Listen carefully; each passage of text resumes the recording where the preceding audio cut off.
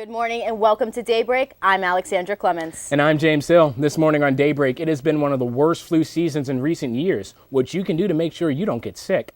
In the last few weeks, temperatures have been flirting with zero. Aaron Myler joins us today to see if this weather this week will be getting better. Well, plus Alex and I, we have an exclusive interview with the author of Sex, Love, and Situationships. Daybreak starts now.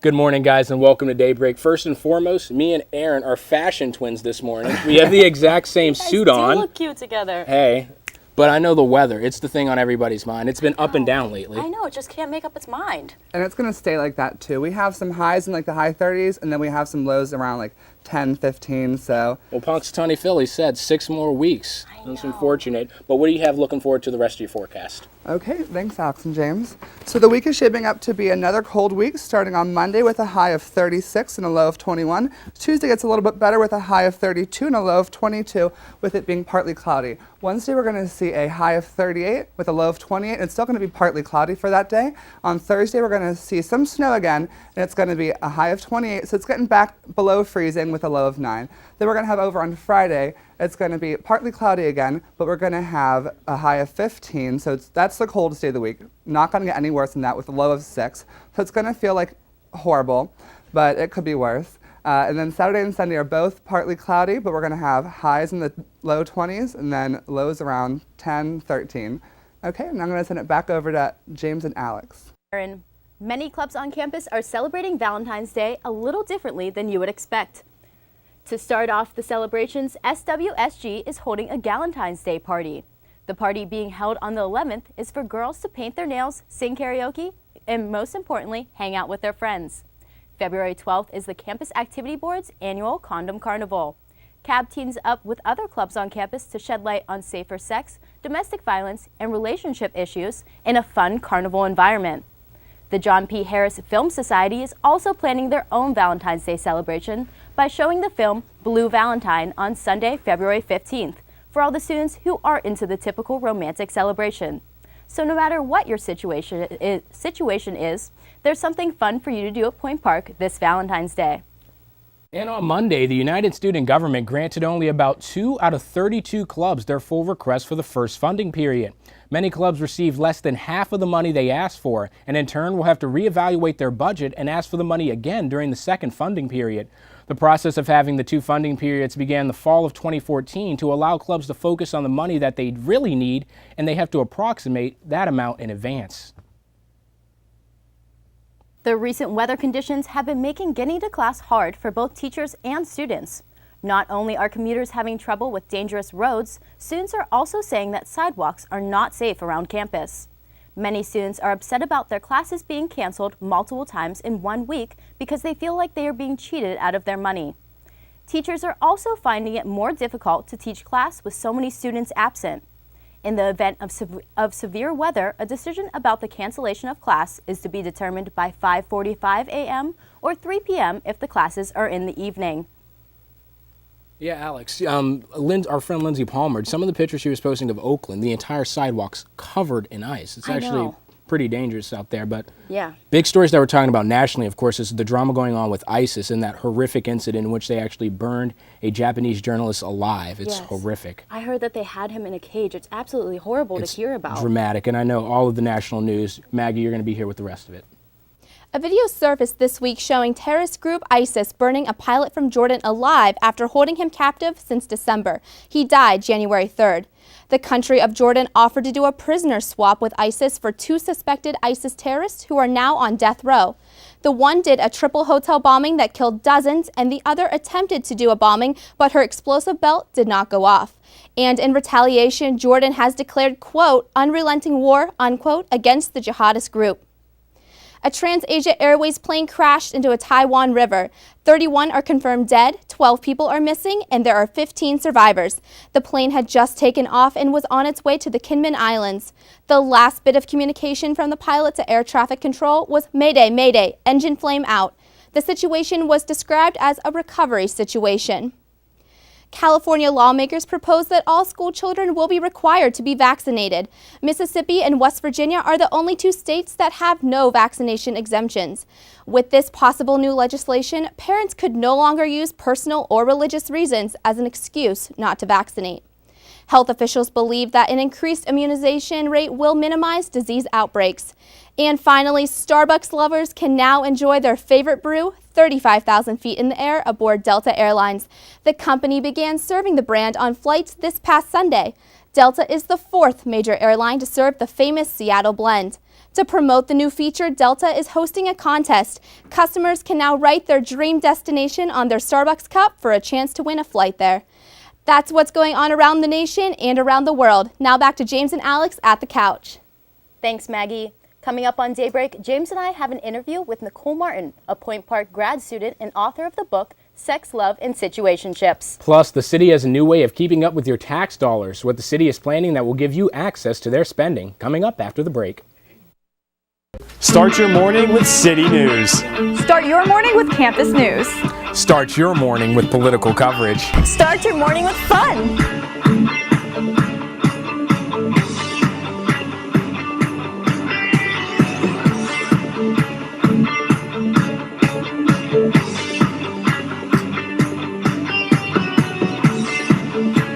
Start your morning with us, only on Daybreak.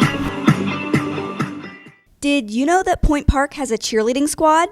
Don't stop. Don't get it confused. Not only do our cheerleaders represent Point Park at regional and national competitions, but they also promote spirit and awareness of every sports team on campus. Come to any men's or women's varsity basketball game at home to watch the cheerleaders perform at halftime and cheer from the sidelines from the first jump ball to the final buzzer. Sports not your thing? You can catch the cheer team lead the crowd at the fall and spring pep rallies as well, or at several competitions around Pittsburgh each year. So what are you waiting for? Show the Point Park cheerleaders the support they show you. Welcome back to Daybreak. Today we are joined by Nicole Martin, author of the book Love, Sex, and Situationships. First of all, Nicole, I want to thank you so much for joining us this afternoon. The thing that really strikes me is you're still a grad student, so I just got to ask, tell us a little bit about the book in general, and how as a grad student did you reach such a feat?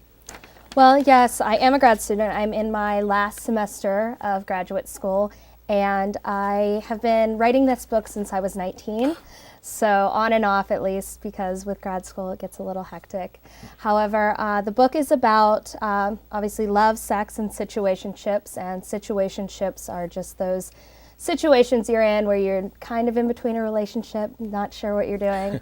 And so the book is basically talking to 20-something-year-old women about just all the little things that go into what finding love and dating and everything in between. So it's full of antidotes and advice for just girls everywhere, but guys can read it too and appreciate the female brain. Do you have a lot of your own experiences in the book?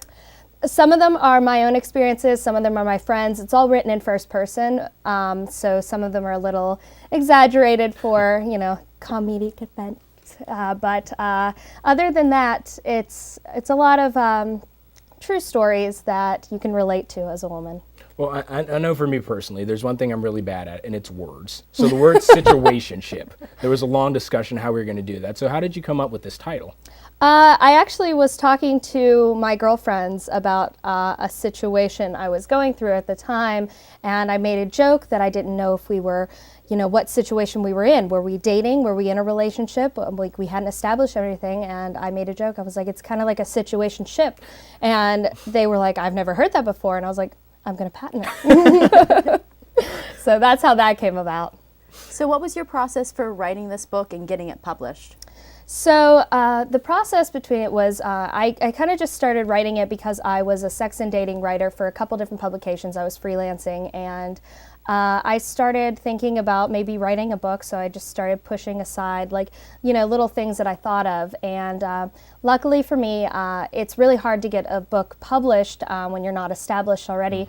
But my sister owns a publishing company called Sunshine Press, and she read my book because she's picky. She would have told me in a heartbeat no. So she read the book and said, this is going to really hit home with 20-something-year-old girls, and absolutely will do it. So that's the thing that I was most stricken by, still being in school and already being published. I mean, Alex was mentioning earlier, we were discussing, and it's already on Amazon. So how has the success been so far? So far, it's doing better than I expected. Sales have been really well. I joke that it's just all my friends and my mom just like buying YouTube copies. views. But yeah, no, it's actually done pretty well. It's only been out for about a week or so, a little more. So it's been pretty successful so far. Can you tell us a little bit about your experience writing articles for magazines? Absolutely. So I started when I was a sophomore in undergrad at Penn State, and I started just reaching out and applying to internships like crazy. I always knew I wanted to be a magazine editor, so I started reaching out and applying. I ended up at an internship with College Magazine as a sex and dating writer, and I hadn't really thought of that before. I was writing about fitness and style and beauty, and I actually fell in love with it. So I started from there, started pushing out pieces to publications everywhere, and Playboy picked up a couple of mine. Wow. Yeah, which was a lot of fun to work with. Try explaining to your mom that you're working for Playboy. But no, it was a lot of fun, and that's how I got into all of that, and then stepped into my career as a magazine editor that I am now. Something that's really big right now is book series. I mean, this is your first published book. Do you see more coming after this? So everyone keeps asking me that, and I'm like, let me see how this one does. But I have thought about it. I kind of want to step into fiction, and I see a gap right now in there are preteen series books and there are adult series books. There's a gap with that 20-year-old something college girl. Talking about, we have Gossip Girl, but, not all of us are rich Manhattan, Louis Vuitton wearing girls. You either have the Twilight or the 50 Shades of Grey. Yes, and not all of us are vampires either. So, and I know I couldn't survive the Hunger Games.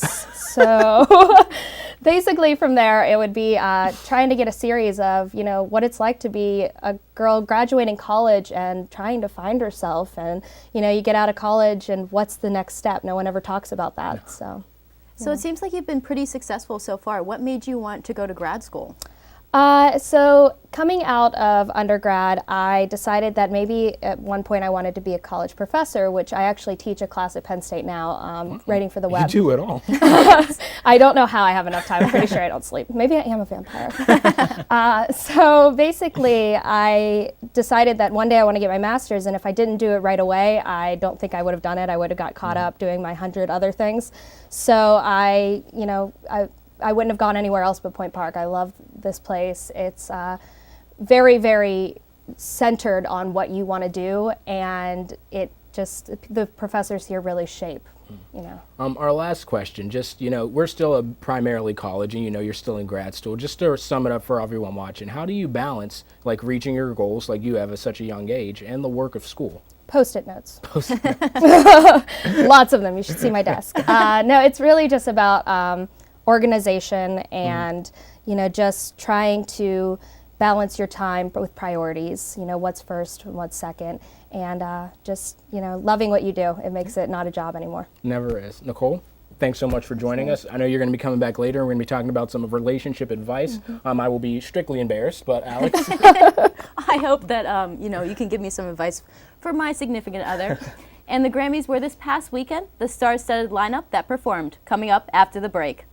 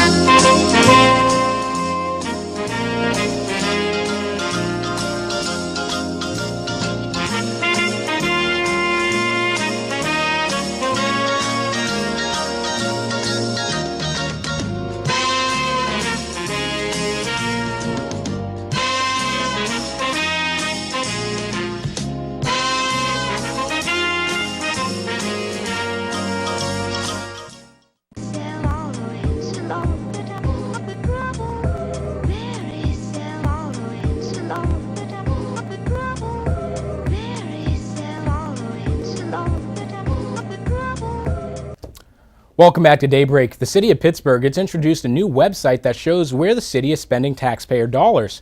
Fiscal Focus Pittsburgh is a new program that allows the public to look directly into the city's annual budget. Now, the city has always offered budget information online and in bulky PDF files that are sometimes hundreds of pages. But City Council, they've contracted OpenGov.com, a Redwood-based California company, $20,000 to design the system. The data is currently accurate as of December 31st, and it'll be updated monthly. Now, you can check out this website by first logging onto the homepage of pittsburghpa.com. Once you click the tab that leads to City Controller Michael Lamb, you'll see the Fiscal Focus's homepage. From that, you can click the segment there on the left-hand side that'll lead you to a detailed breakdown, of all the city's financial data for each of its sections. Ride service Uber and Carnegie Mellon University are partnering up to build a new Pittsburgh-based research lab they hope could lead to the development of a driverless car. The partnership includes Uber funding for graduate fellowships and faculty chairs at CMU. The lab will be built in the city's Lawrenceville neighborhood near CMU's National Robotic Engineering Center. Uber, which operates in 200 cities in 54 countries, hopes to have the center up and running by 2017. And the end came to a story that Pittsburgh and the nation have been following for years. This week, Dr. Robert Fronte was sentenced to life in prison after his first-degree murder conviction in the poisoning death of his wife. Fronte, who was a University of Pittsburgh neurological surgery professor, was accused of poisoning his wife, Dr. Autumn Klein, by lacing her drink with cyanide, ordered through his Pitt research lab. A jury found him guilty in November, and his life in prison sentence comes with no chance of parole. James, this flu season has been one of the worst in recent history. Yeah, it has, Alex. With 15 confirmed deaths and over 4,000 cases, it doesn't look like it's getting any better anytime soon. Daybreak reporter Brittany Laufer has the story on how you can protect yourself from the flu. The country is in the midst of flu season, and the number of influenza deaths and cases continue to rise. While the Centers for Disease Control and Prevention acknowledges complications with the flu vaccine, officials there are still encouraging people to get one. According to the CDC, there are 4 strains of the flu that the vaccine covers, including the H1N1 virus from 2 years ago. However, the strain that is most active in the country does not seem to be covered by the vaccine. One of the subtypes of the type A virus, which is called H3N2, seems to have shifted, and therefore the ability for the current vaccine to do the kind of coverage that we would like to see was limited. I think we've heard anywhere from 40 to 60% type of coverage. According to the ACHD, with this limited coverage, people who have been vaccinated may still get the flu. There are several ways to fight the flu, including washing your hands often, covering your mouth when sneezing and coughing, and doctors say if you're sick, it is best to stay home. The CDC and ACHD still encourage people of all ages to receive the flu vaccine because it does provide coverage to the other strains and some coverage to the H3N2 virus. Despite this advice, everyone has their own opinions. I didn't get it because I figured it was just kind of pointless, considering that last year I didn't get a flu shot and I wasn't sick. Well, I got the flu shot because I get it every year. Never had the flu, so I figured might as well keep the streak going until I get it. The flu vaccine may not fully protect against the H3N2 virus, but it still lessens its effects. I wish I did get it this year because I did get sick for probably 10 days, and if I did get the flu shot, I probably wouldn't have got as sick as I did. However, I think if we did not have the vaccine and people weren't getting vaccinated, it would be an even worse season. Point Park University students can receive the flu vaccine at the downtown Rite Aid or CVS pharmacies. Reporting for Point News, I'm Brittany Laufer. The Hall of Fame class was announced, and there's another Pittsburgh Steeler going in. And Zach Aaron is here now with a morning sports report. Zach? Yeah, thanks, James and Alex. The Super Bowl was held last Sunday, and it was exciting as can be, coming right down to the last minute. The Seattle Seahawks and the New England Patriots were tied at 14 going into halftime, and right out of the game the second half, the Seahawks put up 10 unanswered points off of a Stephen Hauschka field goal and a Doug Baldwin touchdown pass from Russell Wilson to make the score 24-14. In the fourth quarter, the Patriots cut into the lead with a touchdown pass to Danny Amendola to cut Seattle's lead to 3. Then Julian Edelman caught a 3-yard pass to give the Patriots a 28-24 lead. The Seahawks had one final chance, and they were nearly able to take the lead as they drove all the way down the field to the 1-yard line. However, they were unable to finish the drive as a pass intended for Ricardo Lockett was intercepted by Malcolm Butler at the end of the game. And sticking with football news, the bus is rolling on to Canton.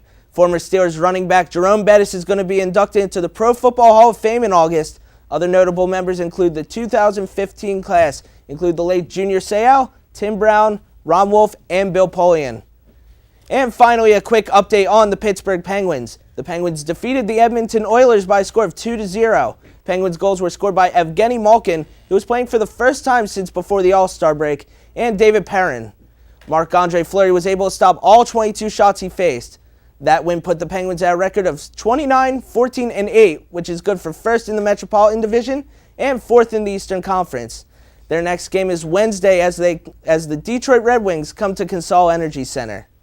That's what's happening in sports this week. Noelle Barnhart joins us with what's going on in the world of entertainment. Noelle? Bobby Christina Brown was found unresponsive face down in a bathtub Saturday morning. Her 24-year-old friend Maxwell Lomas called 911 while her husband Nick Gordon began to give her CPR. Emergency personnel took immediate life-saving actions upon arrival to the scene. Bobby was taken to North Fulton Hospital where she was placed on a ventilator. Bobby was put into a medically induced coma but since then has opened her eyes. This could be a huge step forward for her recovery. Missy Elliott surprised Super Bowl viewers Sunday when she performed during the halftime show along with Katy Perry and Lenny Kravitz. Since Sunday night, 8 of her songs topped the iTunes Top 200 chart. Spotify also blew up with an increased stream music by 676%. Missy also received praise from celebrities tweeting their excitement to see her perform once again. The 57th annual Grammys were this past Sunday and the performance lineup was jam-packed. Katy Perry and Beyoncé were added to the performance lineup last minute alongside Lady Gaga, Tony Bennett, Madonna, John Legend, Pharrell, and Sam Smith. Beyoncé and Sam Smith were nominated for the most Grammys. Model Ashley Graham is being praised for being the first plus-size model to appear in Sports Illustrated.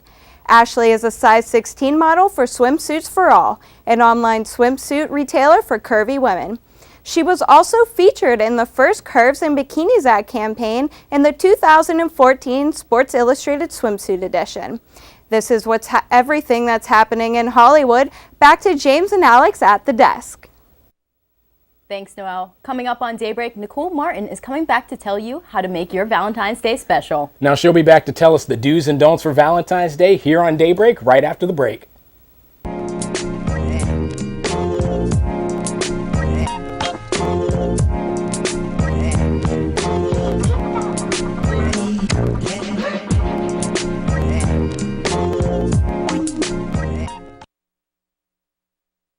Here at the Pioneers sideline, we get freshmen involved as quickly as possible so they get the real-world experience on air and behind the scenes to set themselves apart in internships and potential jobs. Blaine, where is that video? I needed it in KeyPro like yesterday. All right, I got you, Chris. But I had a quick question for you guys. What do you mean the questions? It's always a question. It's always a... What? Where is he? Blaine! Blaine! Blaine! Freshman, you can't find any good ones anymore.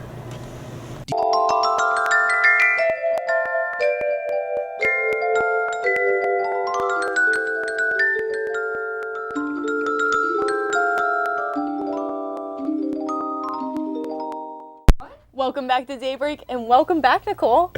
Nicole, you've written multiple articles, about relationships on top of your book. And with Valentine's Day being this week, could you tell us some of the do's and don'ts for couples? Absolutely. There's a lot of mistakes that guys and girls make both when it comes to Valentine's Day and gifts. And we'll start with the guys because they're usually the ones that make the mistakes. Of course. First one is being too cliche. Don't just go out and buy your girlfriend roses and chocolates just because they're sitting there at the local store. Find out what her favorite flower is. Find out what her favorite candy is. It's okay to buy her flowers and chocolates. Just be a little creative. Making joke gifts. This is a big one that guys like to do. Even if humor is your big thing in your relationship, even the chillest girl likes a little bit of romance. So try not to make it too funny and try to just romance her a little bit even if you get the joke gift. And Not making a reservation, big one. Oh, jeez. I guarantee you, if you show up to her favorite restaurant and don't make a reservation, she will not be pleased, and she has a 3-hour wait. I'm sure she's hungry. And then the last one for guys is not being creative, which goes back to the not being cliche thing. You know, put some effort into it. Think about it a little bit. What does she like? What can you do? Make it a day that she's going to remember. So that's a big one, and a lot of them are for the guys about gifts. But the girls, we tend to live in our heads a little bit for Valentine's Day.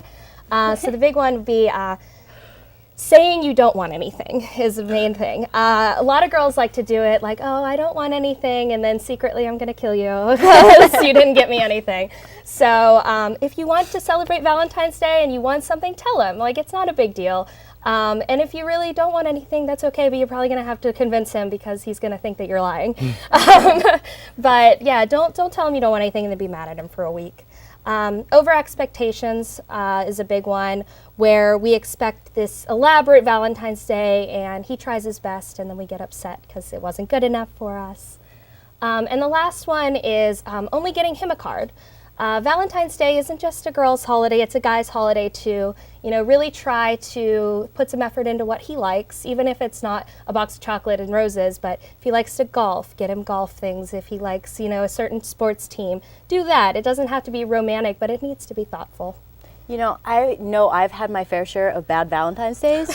What are some ideas for plans for Valentine's Day? Absolutely. It's a little cold. There's like limited options. I wanted to have a picnic. You want to have a picnic? Well, you can have a picnic inside. Yeah. That actually would be a very creative idea. With your special someone, James. So I still need to find that first. Staying inside, cooking a meal, or even going ice skating. You know, you got to go with the weather, or having a picnic inside. Do a scavenger hunt even. You can keep it around campus for, you know, the college students or places that you like to go, and end up at her favorite restaurant with reservations. Of course. But yeah, it's all about being creative and going with what you have available to you. You know, we all wish Valentine's Day was in July where we could go to anywhere else but, you know, in the cold Pennsylvania weather. I think something that I always struggle with is that I always think so grandiose, and I think I may fall into cliche because of that. You know, like, I'm always like, well, we'll go have dinner at a nice restaurant. That's, you know, a good thing. But what else can we do besides the cliches, you know, to push us over the edge a little? So basically, besides doing that, cook her favorite meal. You know, the restaurants are a little crowded around that time anyways. You know, do you really want to be around 100 people, or do you just want to be spending it with your significant other? So a big thing would be find out what she loves and try something new. Even if you're the world's worst cook and you burned it to a crisp, at least it was something, and then you can order a pizza, which they sell heart-shaped pizzas now. So, you know, that's perfect. I love that scavenger hunt idea. It kind of reminds me, there's an episode of Parks and Recreation, and they do that exact same thing. But I wouldn't know what to put in the scavenger hunt. Do you have any ideas for that? Yeah, absolutely. So think of your things that you do throughout the relationship. If there's favorite places you like to go, favorite movies you like to watch. And, you know, if you're like me, I like to rhyme and like be creative and stuff like that. So I did a scavenger hunt one time with one of my boyfriends where I sat it in his wallet, and it was like I had a whole rhyme scheme, and it was like go to the place that we had our first date, and then there I had it's a memory test too. Yeah, yeah, and from there he had to go to the place that we had our first date, and then I had the waitress hand him the next clue, and from there we went, and when he came back, I had dinner cooked for him, his favorite meal. I'd be really afraid that my boyfriend would not remember any of those things. See, then you have to reevaluate some things. So we got a few like lightning round questions from a couple of our crew members here. Okay. Emily Brack, how's the easiest way to deal with a long-term relationship? Say you're like, or long distance, excuse me, you know, on Valentine's Day, what should you do? On Valentine's Day for long distance, if you can't make it to each other, that's always hard. But Skype dates are a really big thing. Sending them something that they're going to be surprised by. Guys, sending your girls flowers at work, or having their favorite meal delivered at lunchtime during work. Girls doing the same thing, sending them something, and then have a Skype date. You know, cook a meal and sit in front of your date. It's not as good as being there, but, you know, it's something at least. And our friend Aaron Myler, what do you think of Tinder and all the, you know, these days it's so easy to be integrated online than it is to actually be in person. You wrote a paper on that, actually. I did. I wrote my graduate thesis on social media and dating in the 20th century. Basically, Tinder and everything, it's great. You have to tread lightly with it. There is a chapter in the book talking about setting up a dating profile. And one of the things I say is, you know, you might not find Prince Charming on there, but there are nice people you can find on Tinder. You just have to go lightly. But it is a nice thing for, you know, meeting people and everything. You just be careful. These days. Nicole, thanks so much. Once again, Nicole's book, Sex, Love, and Situationships. You can find it now on Amazon. And thank you for watching Daybreak. Don't forget to come back next week and start your morning with us. Thanks.